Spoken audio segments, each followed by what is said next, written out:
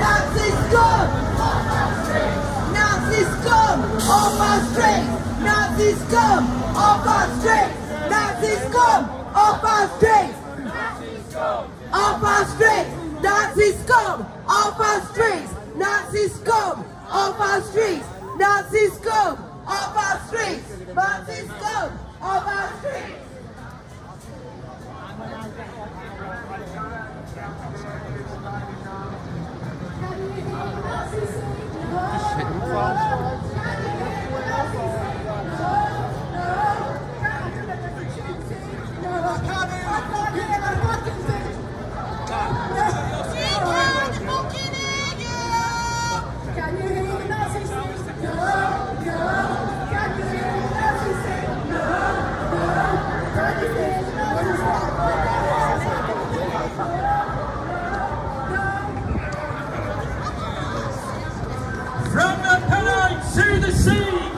On the NEC of UKIP and help them manage the Brexit campaign. And now she's working to establish a community interest company called the United Indigenous Rights Alliance.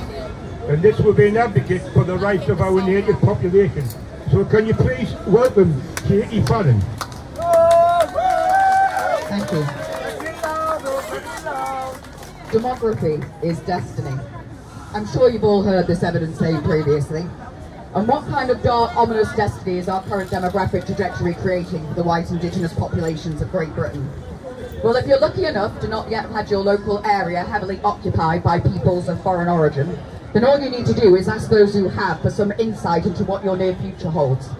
Ask your fellow native British, who have been made a vulnerable, persecuted minority in their own home cities and towns, who have been made strangers in the streets that they grew up in, who have watched the home that they knew change beyond recognition, turning into Africanized and Islamified, crime-ridden third world-like slums, filled with foreign faces and constant foreign hostility. They'll tell you how their area became increasingly run down, dilapidated and dangerous the more foreign invasive identity thieves settled in locally. How everything they knew and cherished in their community was systematically destroyed, desecrated and replaced with some abominations by foreigners and traitorous Marxists before their eyes. Until there was little to nothing left locally that represented or catered for the native British community. So much so, when daring to take a walk through these heavily foreign-occupied areas of our homeland, you could be forgiven for thinking you'd somehow been magically transported to Karachi, Lagos or Mogadishu, just with more wealth and better infrastructure, of course. They'll tell you how it's no longer safe to pop to the local shops in the evening due to roaming gangs of feral African-descended youth that would look for any excuse to assault, stab and rob them. How it's no longer safe to walk their dog in the park or go out as a woman alone without being harassed by invasive Muslims, claiming it to be their Sharia zone. How their native white children got bullied, abused by the foreign populations that outnumber them in our schools. How they could no longer let their kids go out anywhere locally alone as foreign gangs of hostile men have been raping, torturing and selling into sexual slavery native white children on an industrial scale. They will tell you how the local anti-white authorities and constabulary have been complicit in these crimes, refusing to intervene or investigate, allowing these foreigners to commit whatever crimes they want against us with impunity. Diversity is called for white genocide! Diversity is called for white genocide! They found as native white British they could get no protection or justice for the crimes that were being committed against them. They'll tell you how, as a result, their native British community no longer in effect exists locally, as they've been displaced and replaced after being forced to leave in what has been called white blight. It is in fact the ethnic cleansing of our native white British communities, where they are systematically abused, terrorised, alienated from their environment until they and everything about their existence is removed from what was their home. This is the reality of what they have the audacity to call diversity and multiculturalism. It is in fact the destruction of our way of life and the purposeful eradication of our peoples, the native white, racial, ethnic, national and religious groups of Great Britain. Just 70 years ago, we had only 20,000 peoples of foreign origin in our home. Almost all of them arrived following the end of the Second World War. We had 53 million native Brits in comparison. They made up just 0.3% of our total population. Last year, on average, over 25,000 foreigners entered our country to stay permanently every single week. Every week! That's 100,000 a month. There was over 1 million last year. And that's not even including the thousands of foreign hostile fighting age men that are pouring in our wide open borders illegally.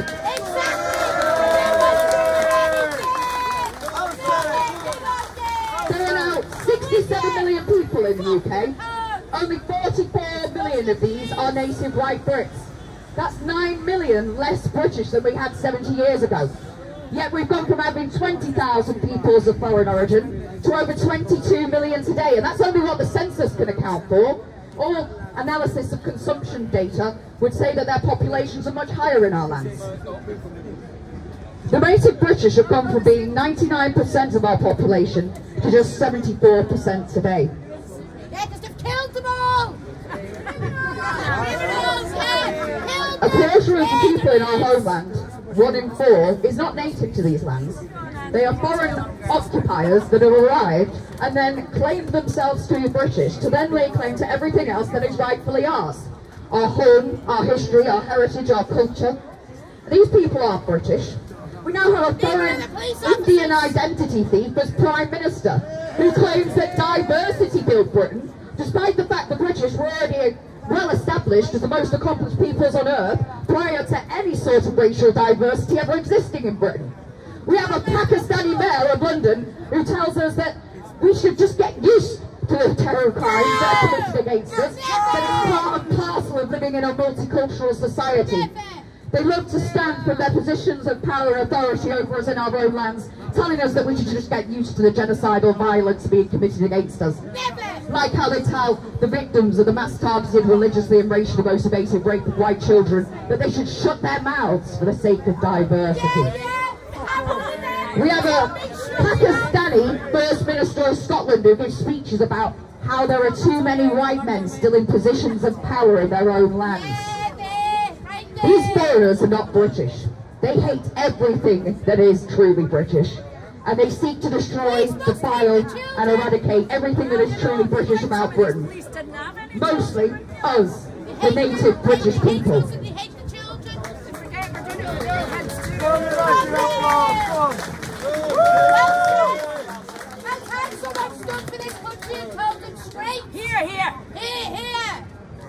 Let me catch up. Our native white British populations have already been forcibly made a vulnerable persecuted minority in many of our cities and towns. In our capital city of London, we're just 43% of the population. In Manchester, Birmingham, Leeds, Luton, Leicester, native Brits have also found themselves minorities in their own home. Other cities and villages are not far behind as they seek to diversify every corner of our lands, stating there's still too many white faces and white places in Britain. On our current demographic trajectory, in less than a generation, the majority of people under the age of 25 in our lands will be of foreign origin, mostly of African and Asian lineage. Within 2 generations, the native British will become an overall minority in their own home. And this is likely to occur much sooner, with the ever-increasing hordes of foreign replacements invading, combined with the other purposeful efforts of white genocide that our state is committing against us.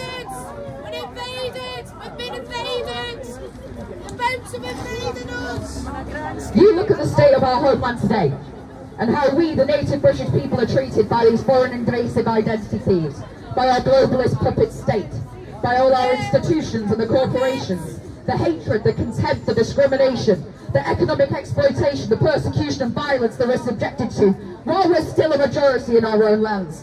What do you think is going to take place when you're an overall minority? You only have to look to what's happened to the white population of South Africa to get a glimpse of what's in store for us if we don't prevent it.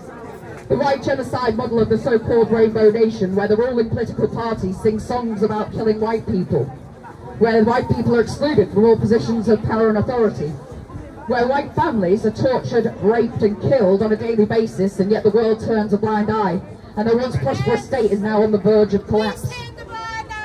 Ask yourselves this: how's your coerced kindness, generosity, tolerance and forced hospitality been repaid by these foreigners so far? By them attacking, raping, robbing and extorting our people, abusing our hospitality, demanding our history be rewritten, our culture be replaced, that our children are taught to hate their forefathers, nation and race. Oh my, I get so angry, even thinking about it. You know, really do detest these entitled foreigners that come into our land. Make no mistake about it, their intent towards us has been made abundantly clear. They gloat at rubbing your face, your forced demographic demise, celebrating our current time as the last days of the white man. They gaslight and demonise us, calling us evil racists if we dare to impose having the conditions of life imposed upon us that is bringing about the destruction of our peoples, the native white British communities. They will tell us that we don't exist, that there are no native peoples of Britain, that there's no such thing as Anglo-Saxons, when really this is just their wish. I ask you this, do you exist? Yes! These traitorous Marxist and identity thief invaders within our midst have purposely left us borderless, defenceless and stripped of almost everything our great forefathers fought for and built, leaving nothing for future generations. No identity, no heritage, no home, nothing. We're being forced through threat of persecution and state-endorsed violence to make these things that are rightfully, exclusively ours and necessary for our continued existence, the property of foreign invasive peoples who show nothing but contempt and genocidal intent towards us in return. These genocidal parasites will, I assure you, in future be held accountable for their crimes and face a righteous justice that is well deserved. A great awakening is taking place across our lands, and we are starting to see a mass awareness and collectivisation of our people that we've not seen for generations. An ever-expanding organic resistance. Oh! Good thing that's not on the stand, isn't it? An ever-organic resistance to the invasion of our lands, theft of our identity, and the destruction of our unique peoples. The enemy wants you to think that our situation is hopeless, but it is far from. And you realising this is what they fear the most. You shouldn't underestimate what you, the British people, are capable of. You have the blood of conquerors, empire builders, and greatness running through your veins. We together as a united, organised and focused community can implement a multiple operational strategy to overcome these existential challenges that we face. Together we can successfully defend the sacred identity, homeland and lineage of our people. We will refuse to be silenced, we will refuse to be intimidated, and we will persist with unwavering resolve until we reclaim everything that has been taken from us. No longer will we be able to deceive, gaslight and manipulate our peoples into meekly accepting our eradication. We will stand united against the hordes of hostile, foreign, anti-white extremists, certain and assertive in who we are and what exclusively belongs to us. We will reclaim and defend what is ours without fear or compromise. I know that the road ahead is going to be difficult and perilous, but we will face it head-on with British grit, a stiff upper lip and righteous determination burning within our hearts. Together we can achieve what many believe to be impossible, and we will have these anti-white globalist criminals trembling in the face of our relentless pursuit, and we will once again claim the mastery over our destiny as a peoples. Thank you.